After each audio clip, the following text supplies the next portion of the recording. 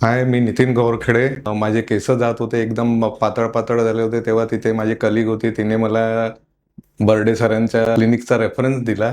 Sir म्हणे तुम्ही एकदा जाऊन सरांना भेटून घ्या. सरांना भेटलो मी. नंतर मग सरांनी जे गाईड केलं की PRP आणि किंवा हेअर ट्रान्सप्लांट पण करू शकता. मला पहिले असं वाटलं की हेअर ट्रान्सप्लांट केल्याने त्याचे काही साईड इफेक्ट्स वगैरे होतील. सुरुवातीला मी घाबरलो, पण नंतर मला थोडं कॉन्फिडन्स आला एक दोघा लोकांना विचारल्यावर. आणि नंतर मी सुद्धा PRP पण केलं आणि ट्रान्सप्लांट पण केलं. आज मला बघा 2 वर्ष होत आहेत. माझे हेअरलाईन्स म्हणजे एकदम पातळ पातळ झाले होते आणि पूर्ण केस भरपूर गळत होते. तर आता 2 वर्ष झाल्यानंतर मी तुमच्यासमोर बसलेला आहो आणि बघा त्याचा म्हणजे इफेक्ट भरपूर दिसत आहे. आणि मला असं वाटलं की काही साईड इफेक्ट्स वगैरे म्हणजे काही होतील, पण असं कसलंच हे नाही आहे. 2 वर्षानंतर मी जसा आहो तसाच बसलेला आहो तुमच्यासमोर.